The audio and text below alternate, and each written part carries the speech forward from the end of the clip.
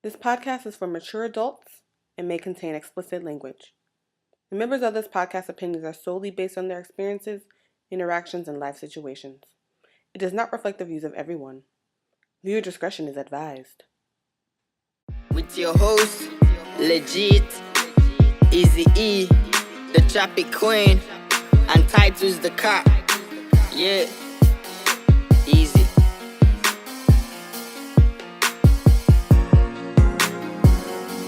We peeped it. Yeah, we peeped it. With your host, Legit, Easy E, the Top Queen, and Titus the Cop. All right, peep us out. You are listening to Lee Peeped It with the Topic Queen, and we are back with another juicy and exciting episode. We hope that you guys listened to the first episode and you guys enjoyed yourself. So before we get started here, we just want to talk a little bit about our theme music and a little bit about our banner. So some of you may be a little confused about our theme song.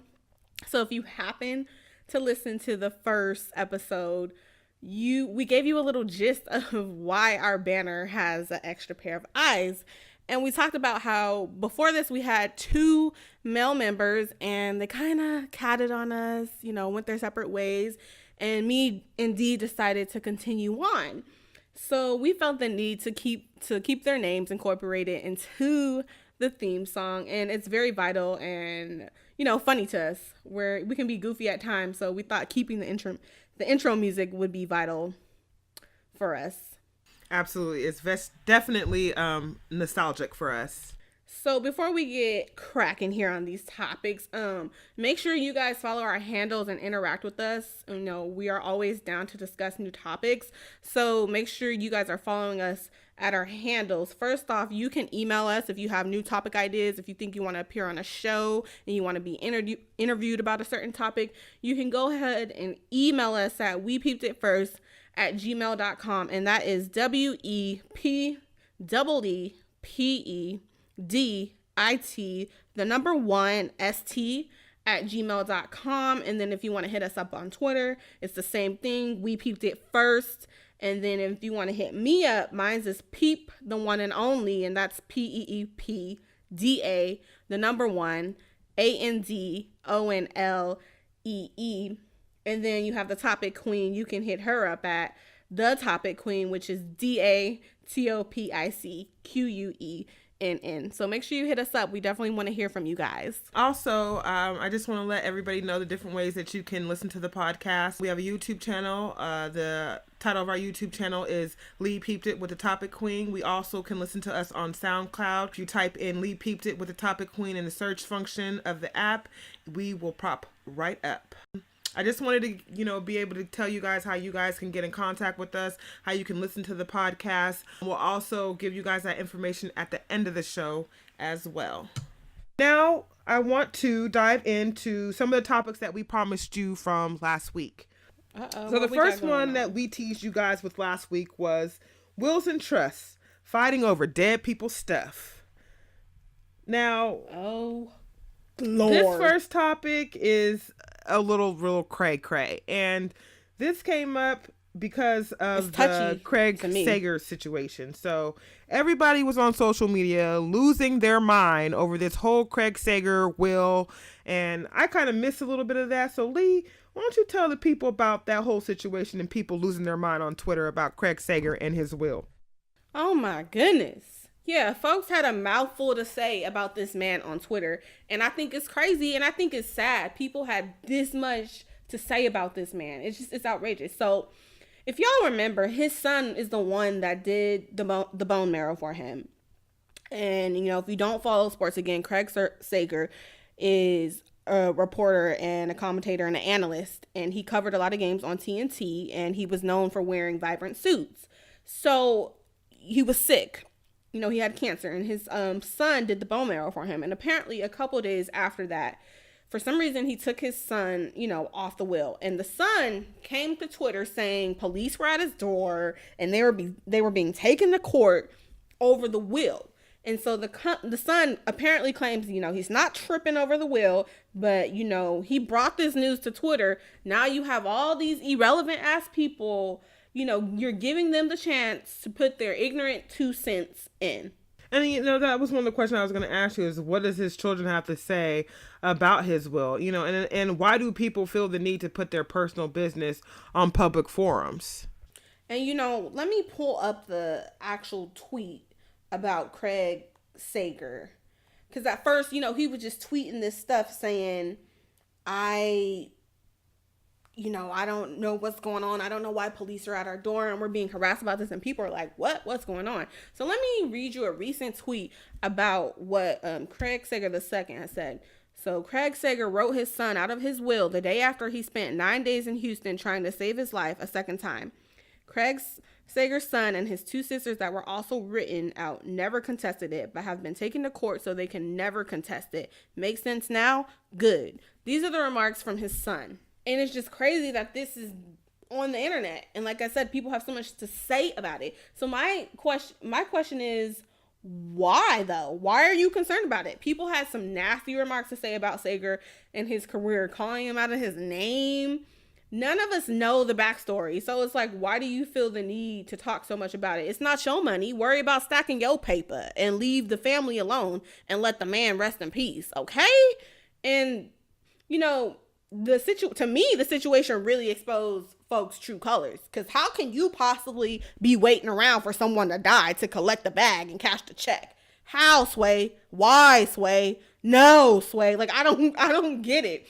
For me, it doesn't take away from his vibrant and colorful person he was. Rocking the suits and, while informing us on the rundown that was going on in the NBA. It doesn't take away from that. You can't take away from his career and what it was. And now so many people are talking about they should retract their statements about him having cancer and that the son should take the bone marrow back. That's low. How low, can you get? I don't care if you don't like somebody or if you don't watch sports, but you have so much to say about somebody's will. How low can you be? And, the son seems to not look at his father differently and love him the same. It's just, I don't understand why business like this is even on the internet. I don't get it. But see, that's the thing. Like, my thing is, if the police are at your door and they're knocking or they're dragging you to court, why is your first reaction to get on Twitter and tell everybody that the police are at your door to drag you into a will reading that you don't care nothing about? Like, that's some of his fault, because when you put your stuff out on social media like that, you've basically given people the right to comment and weigh in on your personal situations. They're no longer private anymore. You've given them to the world to dissect and to weigh their opinion on. But the crazy part about me in that story and what you're telling me is that people have so much to say about money that has nothing to do with them. And I don't understand how who he decides to leave his money to when he's gone has anything to do with his legacy as a reporter. I don't see how those two even correlate or go together. There's a lot of greats out here. And let me just read you what people were, saying about him, man. And I'm going to leave people's names out of it because I'm sure you don't want to be exposed for being a piece of shit. But people were saying, man, Craig Sager being a piece of shit is not the revelation I ever expected having. Junior got to dig up his body and get his bone marrow back. What type of shit is that? Get his bone marrow back? Are you kidding me? Yeah, I don't think, do people think about what they're saying when they're typing these things on Twitter?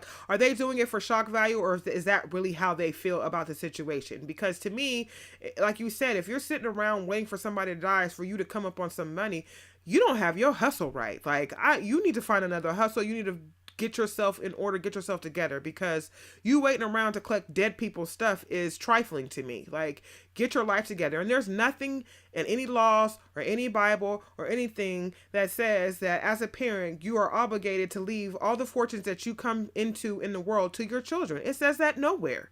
So maybe his kids already knew he wasn't going to be in his will, and maybe they are perfectly fine and comfortable with that because they're comfortable in their life and they're not wanting or hurting for anything, and if he wanted to leave all his money and assets to his dog, who are you to say anything? And my thing is, if you're not getting any money from the will, Why are you so concerned? But then again, the flip side of that is he set himself up for that, for putting his business out in the street like that. You've put your business out in the street. Now everybody got an opinion on it. And whether that opinion's right or wrong, people still got an opinion about it, and you're going to hear about it. Yeah, and it's just ridiculous. And let me read you some more. I cried when Craig Sager passed. Now I want my tears back. LMAO. Like, that's funny. I don't get it. And then, well, you know, somebody's like, wow, he really is a piece of shit. And it's just so funny that people have so much to say about this when there's people who have a lot of dirt going on in their lives and people who've made mistakes and got shady shit going on in their life, but they so concerned about somebody else's life and can say all this nasty shit about it. But how about you worry about yourself and reflect on your life and what you should be doing? And then another quote from somebody from Twitter that actually made some sense. He said, Craig Sager's son and daughter work for the same company that he worked for, and they're doing just fine making money. So why is it that they should be really even concerned about a will? Right. And that's what I'm saying. Like, that should not be your objective in life, is to wait for your parents to pass away so that you can inherit all the things that they've been able to acquire in their lifetime. How about you get your glow up on your own? How about you go get yourself a career, or own a business, have your own money, so that you can enjoy the time that you have with your parents while they're still here on earth.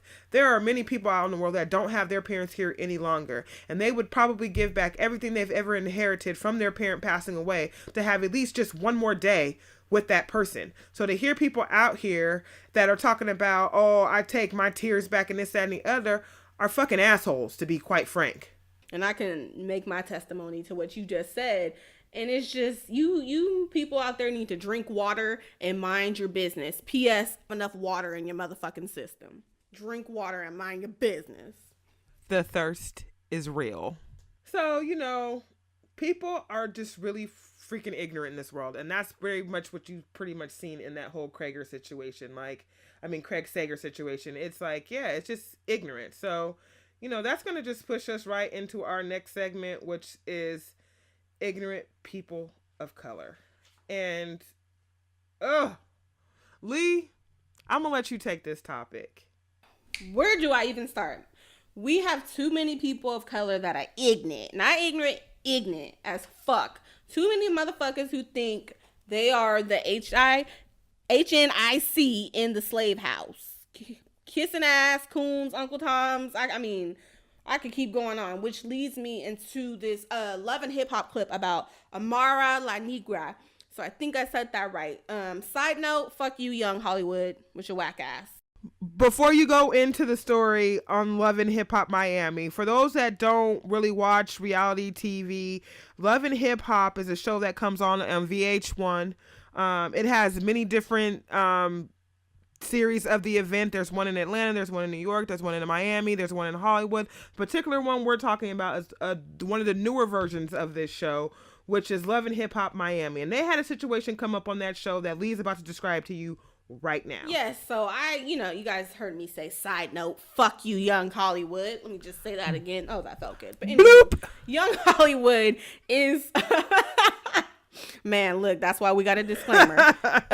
Young Hollywood is a Young Hollywood is a producer, you know, I guess, who's known for helping a lot of top dogs in the hip hop game. And this man had the nerve to say, you know, on a clip while I was actually watching the show, this man had the nerve to say he didn't know what an Afro Latina was, and that she was pretty much too black to make the crossover into the American music industry, that she would be too much to digest for Hollywood. Who says some bullshit like that? And mind you, this is a Puerto Rican man. He thought it was funny too. And then he had the nerve, the audacity to put up the black fist like it was a joke. And she handled the situation like a pro. She was like, nah, I'm not about to sell myself out for you, for my music career. Fuck you.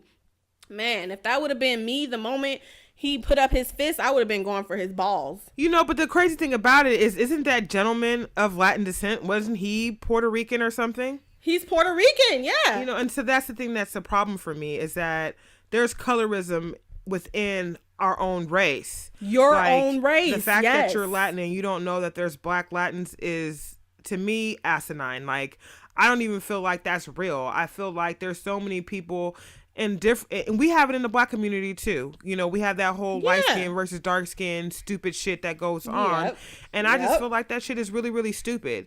You know, at the end of the day, we're all Black. I don't care how light or how dark you are. They all look at us the same. You're Black. Period. So to be sitting here trying to differentiate yourself from somebody else when you come from the same culture because of skin color is outrageous. And the fact that he was as ignorant as what he said to her and as disrespectful as he was to her, I feel like she did handle that situation as a pro, because I don't feel like I would have been as calm in that situation. Like a pro. You are pretty much down talking everything that I am. You're trying to play me. Like, no.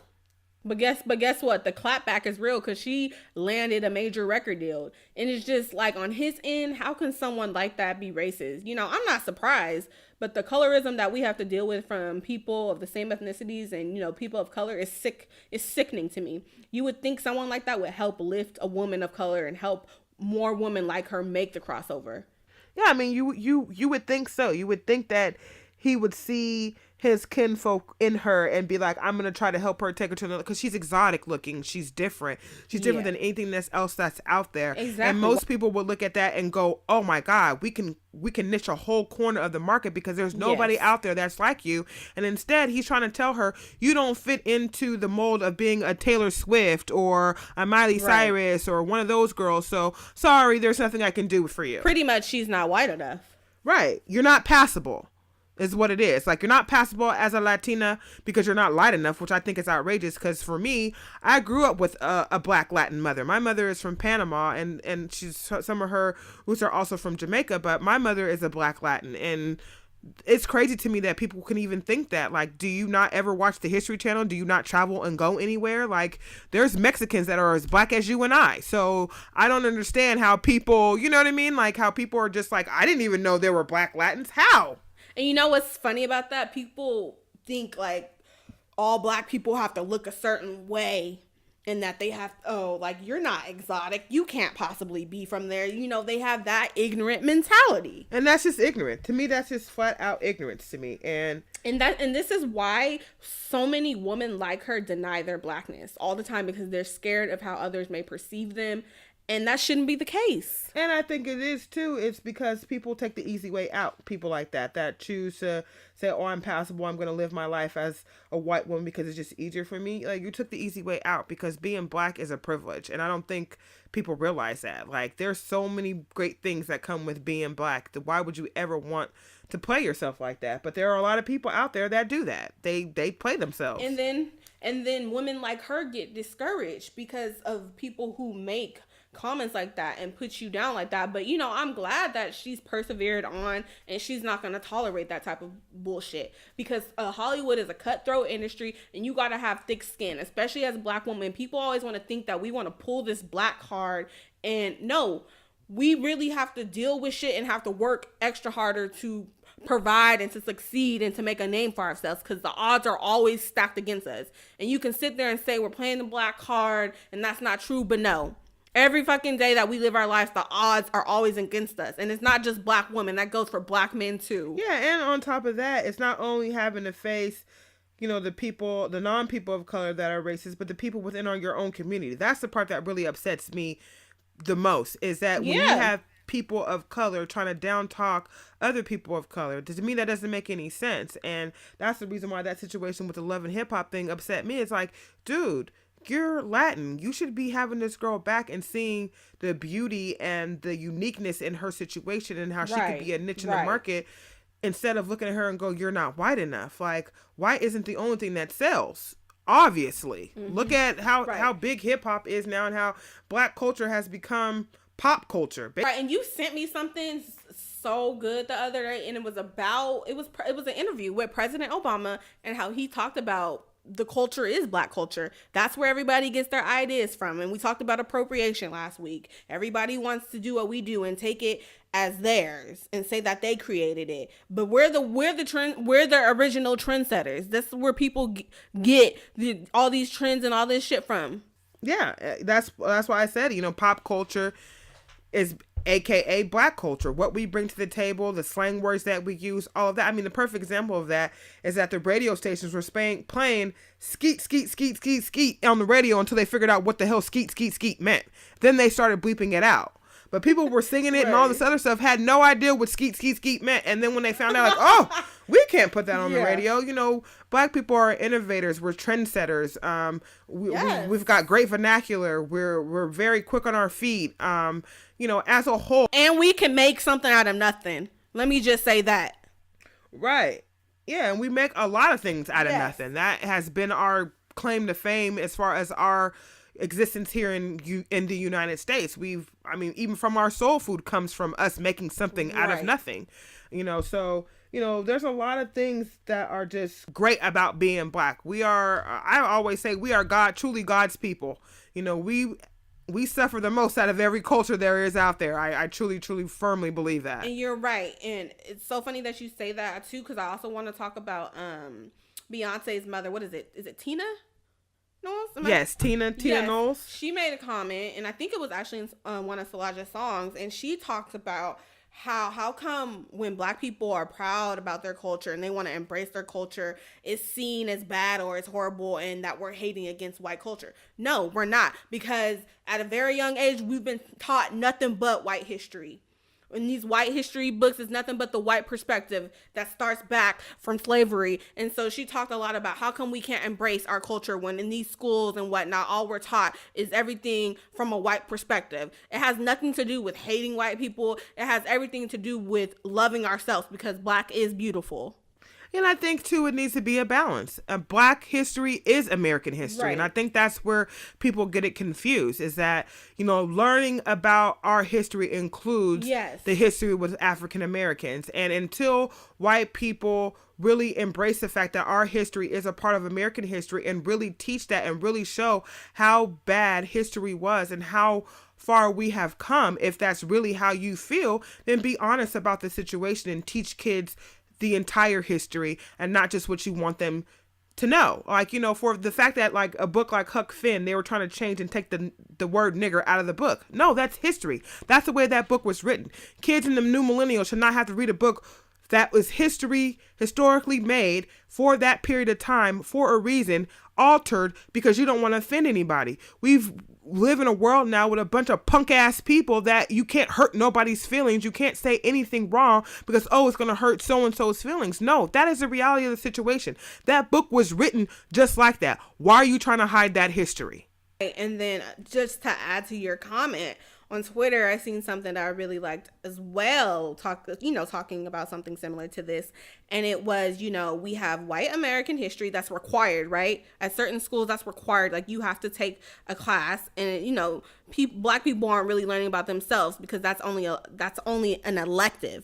You can take those classes as an elective, but it's not required. And me and you've had conversations where we feel like some white people, it should be required for them to take a black history class. Yeah, I know.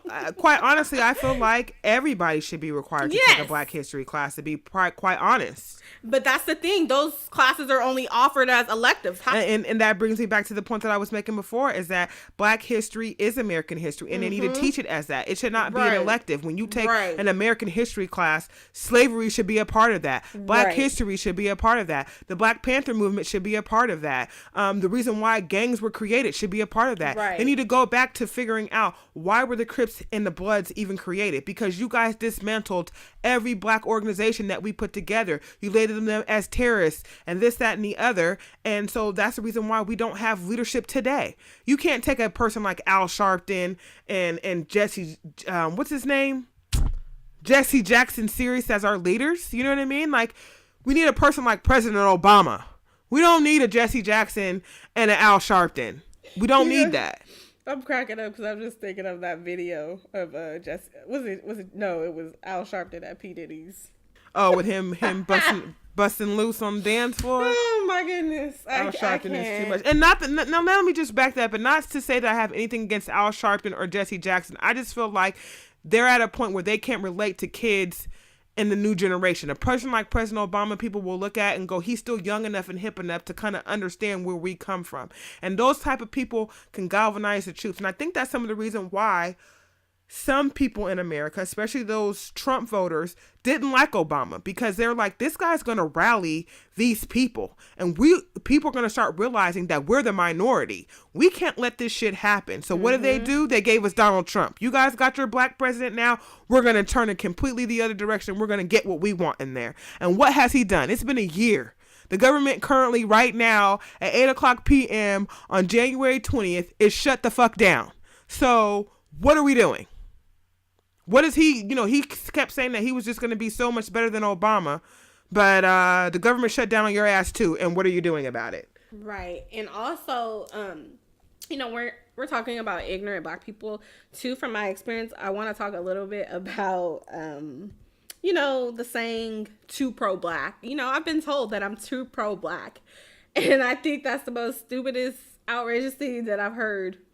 And, also, I've heard also that's the reasoning for black men not wanting to date within their race and, wanting to date black women. How can I be too pro-black? I'm black. That's what I am. That's always been a funny thing for me, too. Like, I don't really get that. I don't really understand that I'm too black situation or I'm too, no, let me take that back. I'm too pro-black. I don't really understand that. Like, when you say you're too pro-black, do you mean I'm too pro-black where I'm on the level of like the KKK where I feel like they're too pro-white, where the point where you're too pro-black, you're hating other races? Because I don't feel like loving your culture and loving your race means that you hate other races at all. I mean, I have friends of all colors, all shapes, sizes from all over the world. I love people as they come. I don't really get the too pro-black thing. I feel like if you are sitting in a situation where you have a conversation with a person like me, and the people that really know me out there know I love everybody the same. I don't care what color you are. As long as you're good to me, I'm going to be good to you. But for people that feel a certain type of way when they try to label a black woman especially as too pro-black, I feel like you feel something is lacking within yourself and how you fit in your black community. Because you cannot take away how happy someone is about being who they are. How can you tell them they're too pro something that's positive? Is being too pro-black a negative? Is being black a negative thing? I don't see that as a negative thing. So how can you be too pro-black? If you're not discriminating against other cultures, you're not saying, let's hate on other races and this, that, and the other. Let's bring other races down so that we can build ourselves up. To me, that's just that white mentality of thinking and cooning. Yeah, I mean, I don't know. I just don't understand that logic. I don't understand how people put those things together and correlate that. So, being too pro-black, I feel like is an excuse and a cop-out. Really talk about the issue at hand. This is what you said that really bothered me, and that, that kind of falls into the whole interracial relationship thing. I don't care who you date. I don't care who you marry. I feel like you should date and marry who you love. I've dated outside my race before. I don't feel like it's a big deal. If you find somebody that makes you happy, date who you want to date. Now, is it wrong for someone to have a preference? I don't think so. I prefer to be married to date a black man. I don't feel like that makes me a bad person or makes me anti anything. Hate me because I want my hot chocolate. I'm sorry. Right. Like, I just feel like that's crazy. Now, if you've chosen otherwise for yourself, the problem comes in when you allow the women that you chose to be with to bash black women as though they're the better alternative. And that's the part that I have a problem with is, you don't need to put down the women in your culture to rise up anybody that you just have decided to date. And the thing that really pisses me off about that is that a lot of these black men, you have black mothers. So if you're saying, I don't want to date a black woman because she's this, or you're saying the same thing about your mother. You're basically saying your mother is not worthy of having love because she's too strong of a woman. A lot of this shit is ignorant. Oh, well, she's too black. She's too loud. She's too ignorant. No, you're ignorant for making these comments. I don't want somebody as crazy as her. But then it could turn around and be somebody else and like, oh, well, she's foreign and, she's feisty. But you know what? At the end of the day, all women have a little attitude and have a little feistiness in them. I don't get it. Right. I think that's a cop-out. I mean, if you have a preference and you just choose to date outside, like I really like Asian women, they do it for me. Okay. I don't have a problem with that. Just be honest with that. And don't try to put down black women at the time that you're decided to date outside your race. Do you, boo? I don't have no problem with that. The problem comes in when you try to make black women feel inferior to whatever it is that you have going on. that shit don't make no sense to me. Just like you were saying, oh, because your girl can make you a soul food dinner, don't mean she's better than a black woman. Oh yeah, I got me an Asian woman and she knows how to cook the food that I like. Okay, kudos for fucking you. Right. It's just like your points aren't valid. Come to me with something valid and then maybe okay. But like I said, nobody's against you dating outside of your race. But don't start talking out the crack of your ass and just saying stupid ass shit that doesn't make any sense to me. And then like we said, then you're gonna bash black women. You're bashing your mother. And don't say like, oh, it's not my mother. No, your mother, your grandmother, your great grandmother, they're all black women. So you're talking about us, that means you're talking about them. Yeah, and I feel like you disrespect every time a black man gets on there and goes, I'm not dating a black woman because she's too feisty or she's too this or she's too that. I feel like you're disrespecting your grandmother, your mother. You're disrespecting all the women in your life. You're basically saying they're not worthy of love because they carry a strong being about them. They have a backbone, and that's just ignorant to me to say. Like, I don't understand how people can say that and feel okay with that. Like, that's the epitome of being ignorant to me. And it falls right into our segment of ignorant people of color. Like, I say that for all races. And then you think about it too, like, black people are one of the races, besides I would say white people, that are willing to be with any other race more than they're willing to be with their own. You see a lot more Asians with Asians, you know, Arabs with Arabs, all of that, Jewish people with Jewish people, than you see black people with their own. You'll see more black people linked up with somebody of a different race than you will see a black couple together. I don't know how many times when I've had, you know, boyfriends and they've been black and you've been walking down the street and like, oh, you guys are such a beautiful couple, because people are not used to seeing, in California, they're not used to seeing two successful black people together. That is crazy to me. Pro-black when it comes to dating within your race too, because there are so many black men and women out there that put each other down, that when a black man and woman can come together, I think it's a beautiful sight. It's a beautiful thing. I absolutely would agree with you. I really think that we don't see it enough, especially being somebody that's, you know, we're both from California. We don't see that enough. We don't see a lot of great black couples together and out and about. And like I said, I have no problem with people dating outside of the race. I have done it. I don't see anything wrong with it. You love who you love. You date who you date. But it would be nice to see more of that. It would be nice to see more beautiful black couples out there celebrating black excellence. Hashtag yes, black love. For sure. So, you know, let us know what you guys think about, you know, ignorant people of color. Like, what are some things that you have come across where you're just like, I can't believe that you're a person of color and you actually believe the things that you're believing or saying the things that you're saying. That guy on Love and Hip Hop Miami, it was just really, really disappointing to see somebody of Latin culture, somebody of color, be so ignorant and so disrespectful and so dismissive of somebody when he really should be trying to help her go to the next level if he has the power to do that. Yeah. And then we also need to get into this whole N-word and, you know, giving blacks a pass, giving non-blacks a pass. You know, this is one of those topics where you're like, you could literally talk about this one particular topic for days. It could almost be a whole show for us. So I'm sure we'll revisit this topic again, but you know, we'll be minimal, but we're going to touch on it a little bit. Yeah. You know, the thing I think about this particular topic is black people as a whole need to get a consensus of what is right and what is wrong, because we have a lot of black people out there that have friends that are not black and they let them use that word freely and it's not a big deal to them. And then you have a generation of people that don't want to be called the N-word by nobody that's not black. And then you have a generation of people that don't want to be called the N-word, period. They don't care if you're black, purple, yellow, green, don't use that word around me. So I think, you know, as a whole, non-black people, because I'm not even going to say non-people of color, because this is for everybody that's not a black, African-American, African, whatever the case may be. If your skin is not black, you don't come from black descent, you do not need to be saying the N-word, period. And I'll spell it out, B-L-A-C-K, yeah, black. Nobody can give you a pass on saying that word. And the same thing as Ice Cube has said, it's our word now.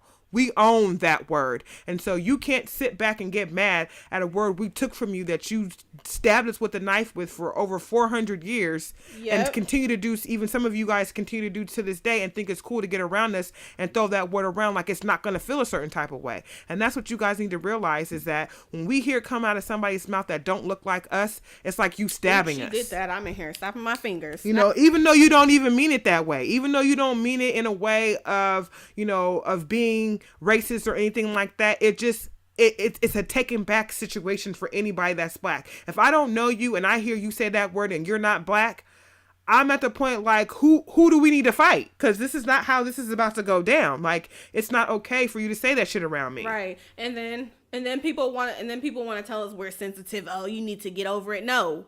This is, like we said, this is not your word. It has nothing to do with us being sensitive about anything. You need to cut it out.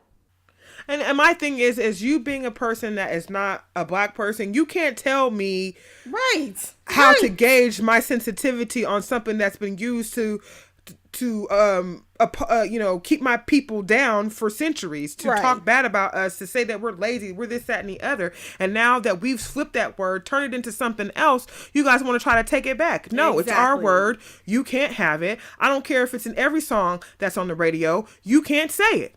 Period. There's never going to be a point in time where you can say that word around me and be a person that's not black, and I'm going to be okay with it and not feel a certain type of way. And it starts right here from black people, because you are enabling some of your partners or your homeboys and making them think that it's okay, and it's not. And yes, I'm speaking to you black people who do that shit. Yeah, to get talking about, oh, you have a pass. Nah, I don't give a fuck how cool, how much swag you think you have. You don't have a motherfucking pass. You know, and that's what I'm saying. Like, there's some cool motherfucking white boys in the world. Eminem is probably one of the coolest white boys in the world that every black person on earth will say, yes, that nigga gets a seat at the table. But if that nigga came out tomorrow and dropped the M-bomb, people would feel a certain type of way about Eminem. I don't care how many seats at the table he has. You know it. I know it. People will feel a certain type of way if Eminem came out tomorrow and started just dropping the M-bomb in some of his lyrics. What, nigga? No. Eminem done lost his motherfucking mind. Right. And I don't care if he can come to the cookout or if he is invited to the cookout. Right. That's what I'm saying. Like, you know what I mean? Like, people would feel a certain type of way. So that's what I'm saying. As cool as a white boy as Eminem is, and how everybody feels about Eminem, even he don't really have a pass to say. And that's the type of people that I feel endeared to. Because even though he knows as big a status as he's on, and he might, especially when he was hot, maybe been able to get away with slipping that word out, but he's never done it. Because that's how much respect he has for us as a people and our culture, is that I don't need to use that word to get my point across in my music or when I'm speaking to somebody. How about the people that just say stupid shit because you're black? They think that they could just say something to you like, oh, I could say this to her because she's black. No. Yeah, that too. You know, I have come across that in my life, especially in the workplace, where people will try to be like, try to use slang with you because like, they feel like that's cool. Or the person that comes up to you and tries to talk to you about E40 because you're black. Like, I've had to do that to people like, E40, who is that? I don't listen to rap music. Just to put them on their face, because don't look at me because I'm black and just assume that I know who the fuck E40 is. Yeah, I know who motherfucking E40 is. Of course I know who E40 is. But for you to just assume that I know who E40 is to try to make a connection with me, it's fucking ridiculous to me. Crazy to me how people really feel like they can connect to you what they think is black culture. No. It's like, and you're not black. You don't need to be doing it. Let me do this with my people. Right. Or the whole, I love your hair, and they go to touch your hair. Yeah, no. I'm going to need you to keep your hands to yourself. I will pop this shit out of you like you're a motherfucking child if you dare touch my hair. But it's just things like that where I'm like, you know, people that are in the black culture, black people need to educate the friends that are around them about what the social norms are in black communities, because you know. That's like the other day I was at work. You know, I wear my little wraps to work a lot. This one girl comes up to me, oh, like, I've been wanting to try that, and I'm just looking at her like, no. But it's just things like that. Like, I just feel like black people have a responsibility when you have friends that are of other races, the way they're so easily to share their culture with you. You need to share your Right. culture with them, and you need to put them up on game on what's appropriate not. and what's not. And everything is just not free willy-nilly that you could just do whatever you want to do. No, certain things are deemed as disrespectful, and you need to carry yourself accordingly when you're around Black people. And I think that's just fake and phony. Be yourself. Don't try to act a certain way because I'm Black. Right. But I think a lot of people feel like that's the way that they try to identify with people. And I'm like, I'm a Black person. I'm not a fucking idiot. I have a brain and I'm very intellectual. You don't need to talk slang or ebonics to me for me to understand what you're saying or for you to relate to me. That's not the first way you go to relate to me, is to try to relate to me through rap music or through slang. Right. But a lot of people do that, and they don't feel like that's being racist, but it is. You're stereotyping me before you even hear a word come out of my mouth. And just because I'm Black doesn't mean I even like ebonics. I've had more people tell me I speak white, which whatever the fuck that is. What does that mean? I've had people call me ghetto or I speak ebonics. So for people to do that to me, it's out of this world. It's just out of this world. And I have to also put a cherry on the top of this and say, if you're a person that are around me and you're a person that is non-Black and you drop the N-bomb and I don't fucking know you, I am going to check you every day of the week. Don't drop that word around me and you don't know me like that. I don't care if you're Black or white or whatever. Don't drop the N-bomb just willy-nilly around people, because not everybody, like I said in the beginning of this portion of this segment, is that there's Black people in the world that don't want to hear that word, period. It's just a bad word to them. They don't want to hear it. And you have to respect that, because some of these people, they went through their whole lives with someone calling them that, and they don't want to hear that anymore. So for us to flip it and take the venom out of it, yeah, that's great for our culture and for our people and to move forward. But there are people, older generations, that just are not with the shits. They don't want to hear that word. So we need to really start working as a people and really educating our friends and people around us about what's socially acceptable when you're in Black circles. And the N-word is something that's socially unacceptable. I don't care if you're able to use it around your friends or not. When you get into a social group of Black people that you do not know, that needs to leave your vocabulary. In fact, I feel like it should leave your vocabulary, period, whether you're around Black people or not. Don't use the word, because it's not yours. Shit. That's going to be another topic for another day, too. The language we speak. Like you said, you own every other language in the English dictionary. You know, we're going to have to talk about that, too, because you remember that whole time in Oakland when they did that whole, we're going to teach ebonics as a second language bullshit? Yeah, I feel like that was a mockery of Black people. Like, we were too uneducated, so broken English is what they're going to teach in schools and slap that on us. Like, that's, like I said, like you said, that's another topic for a whole nother day. But, you know, there's a lot of things. Me and you had a conversation about that before you motherfuckers came here. Yeah, it's shit. Just... You should be learning the language really? from us. Really?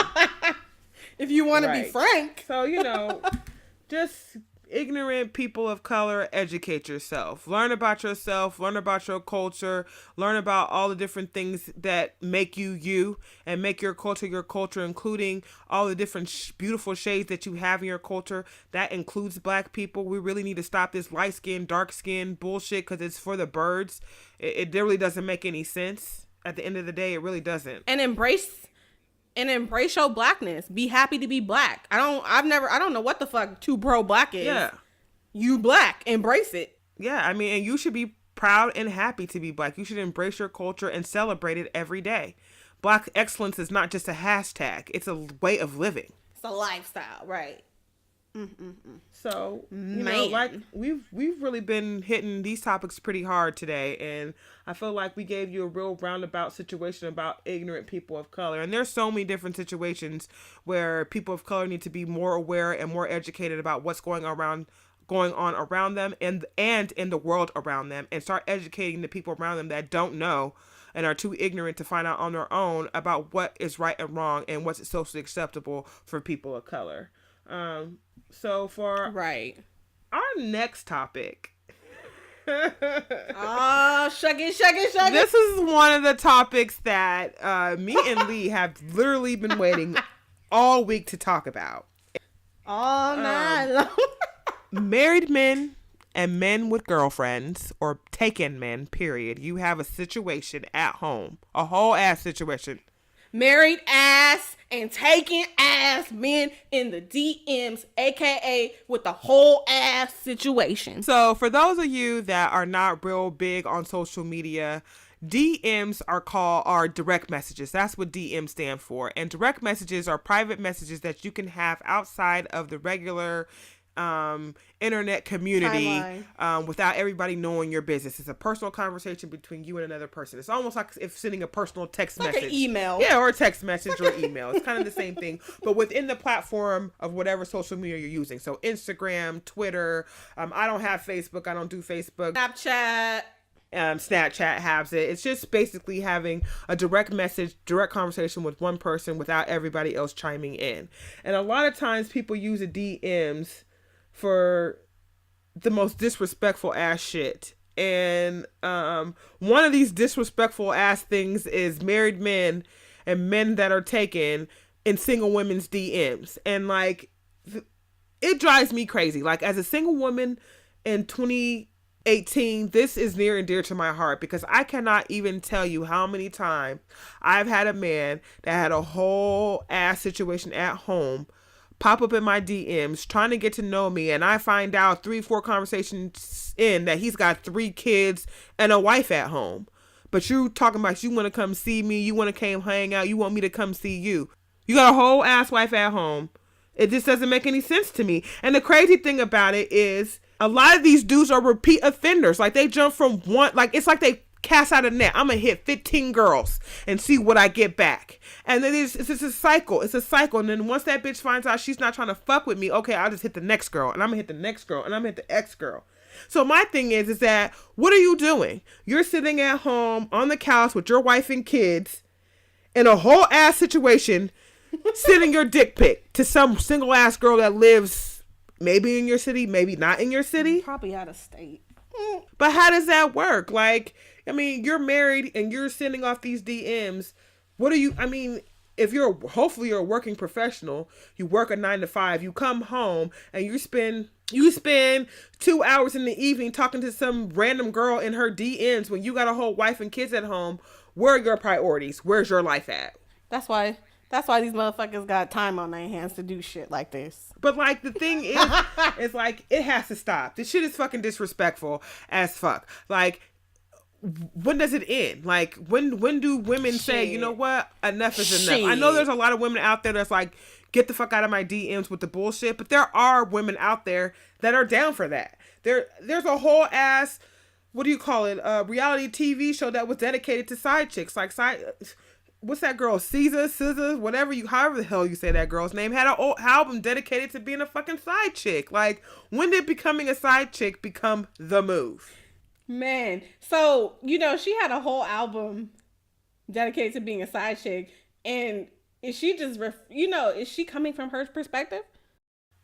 I mean, that's what it sounds like to me, like that whole weekend. That's what it sounded like to me, or is she just, like, taking perspectives of so many people who have been in that situation, and she was like, well, let's make an album about this because this seems to be a popular issue now. But the way she was singing them songs, girl, the way she was coming like personal experiences, the way she was coming, like that whole weekend, right. You can have them Monday through whatever, I'll take them Thursday to, like, bitch, right, got some fucking experience with this shit. You first start listening to it, you're like, okay, this is cool, this is smooth, it has a nice beat. When you take the time to really look at the lyrics and listen to the lyrics, you're like, she's talking about being a side bitch. Like, and that's, to me, is what's so crazy to me, is that, you know, you don't really, when you first listen to a song, what grabs you first is the beat. The beat is what grabs you first on whether you're going to listen to it. Then after you listen to the song, because some of these motherfuckers ain't got no lyrical content. Right. And then after you start listening to the song, you start learning the words and you're singing, and then you start realizing what you're singing, and you're like, nah. What? You know, her lyric, okay, her chorus is, my man is my man is your man. Her man too. My man is my man is your man. Her, that's her man.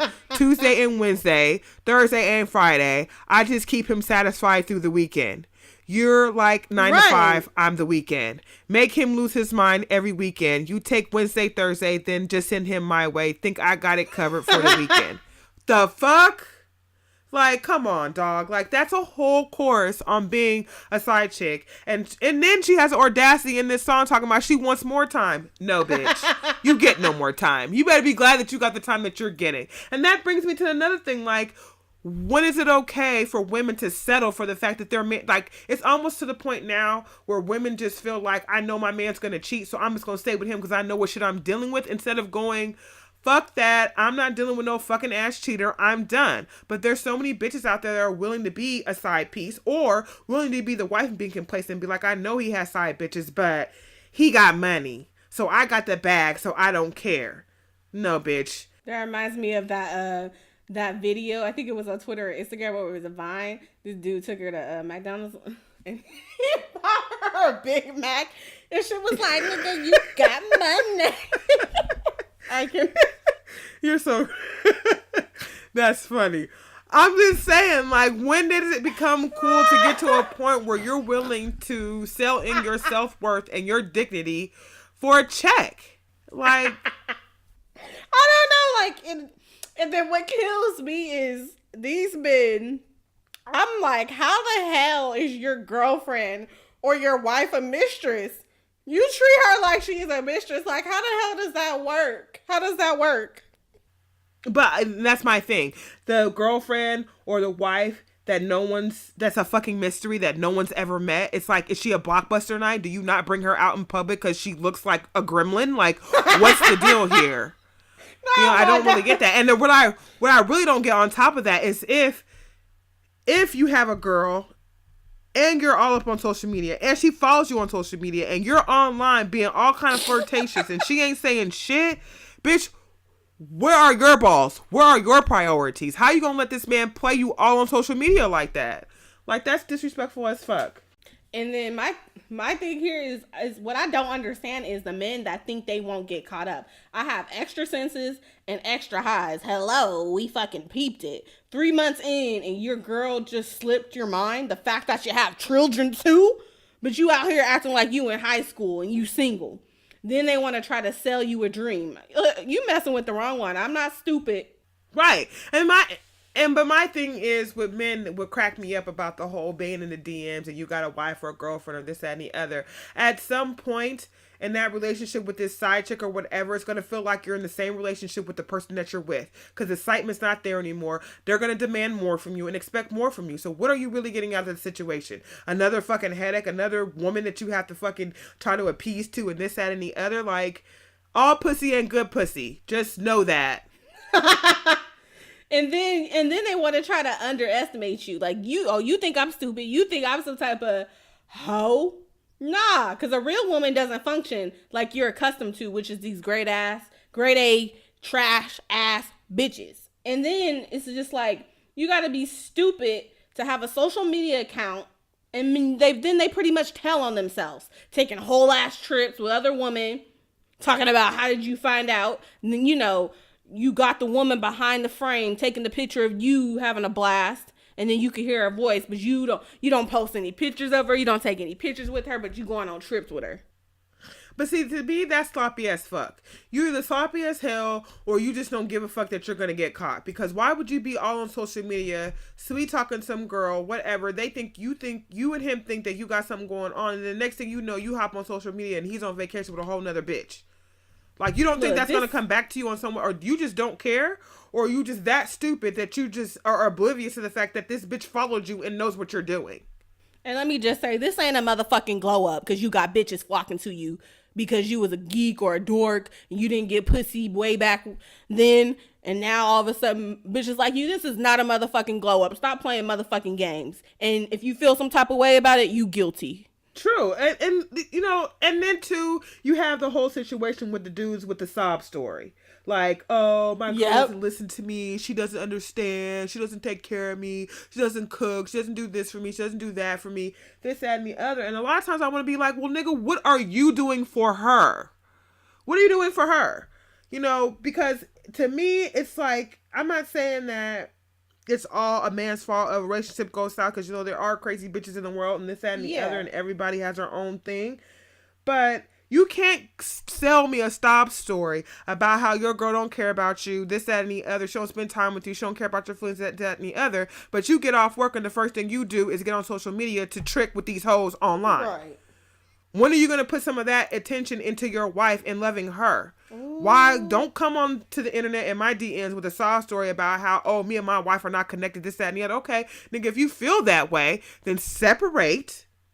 Do the shit right. You got married the right way, then fucking end it the right way.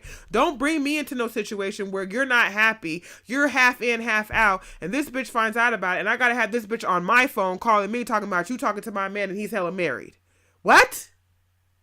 No. That's never gonna work. This remind me of that Jill Scott song, Getting in the Way. Some of you gonna end up at the grocery store, and then the clerk gonna be like, croissants 99 cents, orange juice $1.99, and you both sniffing at the same time, sniffing his perfume, talking about Raheem, right?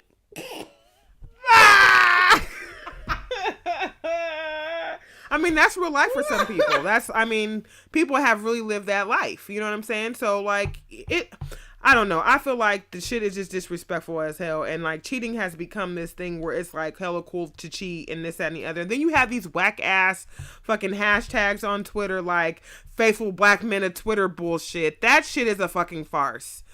I don't understand how that even became a hashtag. That shit is so fucking ridiculous because you all know that every single one of you men that be hashtag a faithful man of black men of faithful Twitter or whatever the fuck it's called, all of y'all have cheated before or probably cheating at the time you're fucking hashtagging that. Someone said her name is Hi at Talking Curve. Shout out to you if you're listening. She said most men here who have married stated in their bio are the ones who were asked for nudes in the DMs. Ladies, why are we sending our coochie through the mail anyway? I mean, that's a real question. Like, why do you feel the need?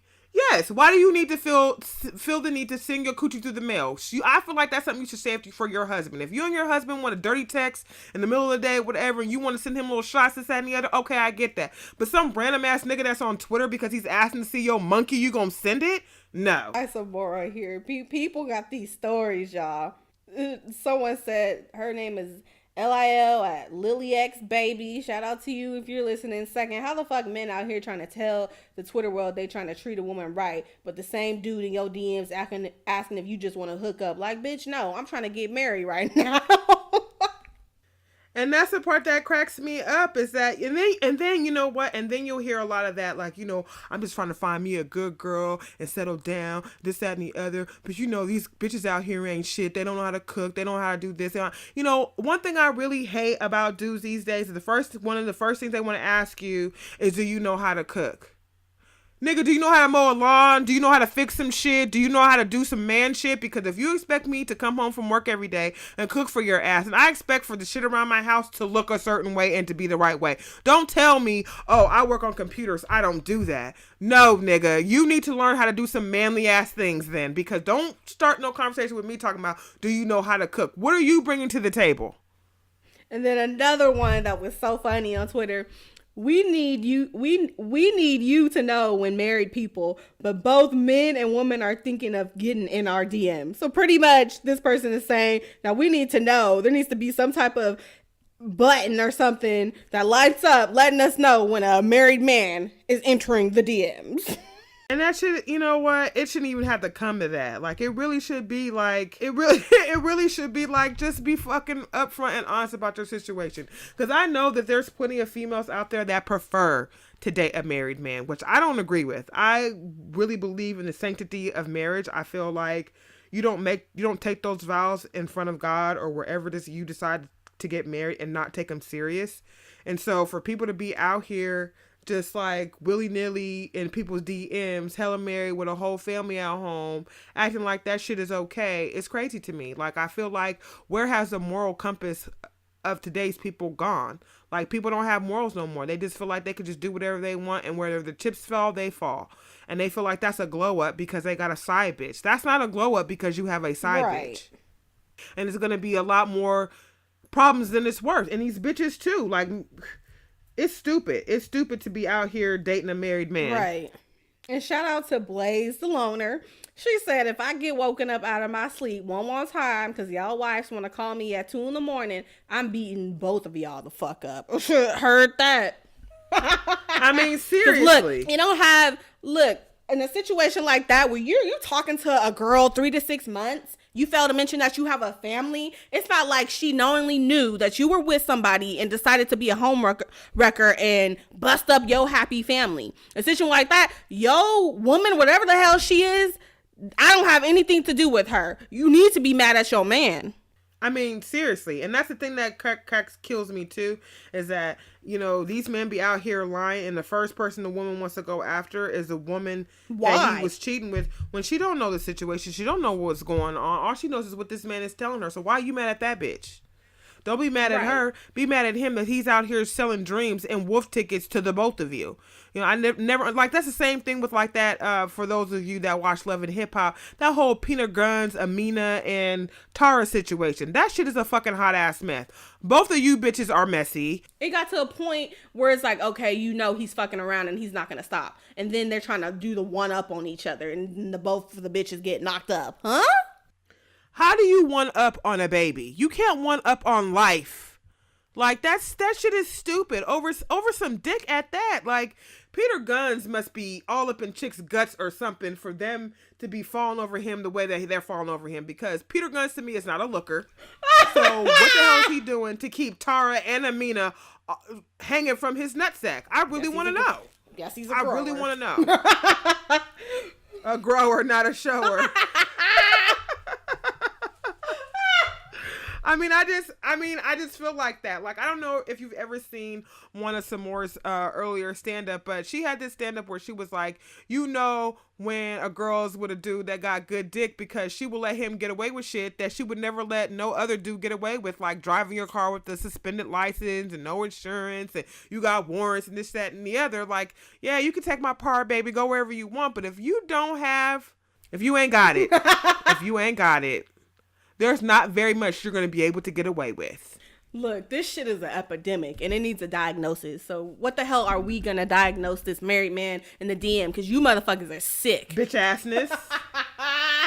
Bitch assness. Just imagine that coming into the doctor. Yeah, I'm going to prescribe you a medication for bitch assness. Bitch assness. AKA lack of emotional intelligence. I mean, I really feel like that's what it is. It's a lack of emotional intelligence. Like, or you're just that fucking selfish. Like, the world revolves around you and you don't care about nobody else's feelings, but you want these women out here catering to you like you're some fucking pimp.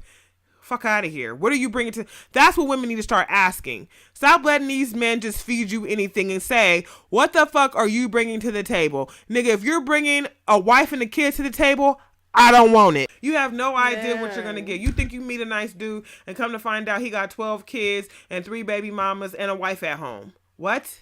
Bro, how? Man. You know, but you all on social media talking to me and talking to other women like it's just the thing to do. That's crazy to me. That's total disrespect. Y'all, we are definitely, you know, we gonna revisit this topic again, because it just seems to be a recurring pattern on social media, but we definitely will revisit this again. It's looking like it's time to sign off again. It's about that time again. I know, crazy, right? Time has flown on by. And make sure that you hit us up on Twitter or send us an email or hit us up on Instagram. Again, our email address is wepeepeditfirst, with the first being the number 1 at gmail.com. And we peeped it first as well for Twitter. And then on Instagram, you can hit me up, the Topic Queen, DA Topic Queen. Twitter is the same way. Lee also is on Twitter with Peeped, the one and only Lee. Go ahead and hit us up. Let us know what you think about the show. Also remember that you can listen to the show on our YouTube channel, Lee Peeped It with the Topic Queen, or on SoundCloud. Just type in Lee Peeped It in the search engine and you should be able to find us. We should pop right up. Like I said, you are listening to Lee Peeped It with the Topic Queen. Don't ever forget, we peeped it first. And we are out of here. We peeped it. Don't ever forget that.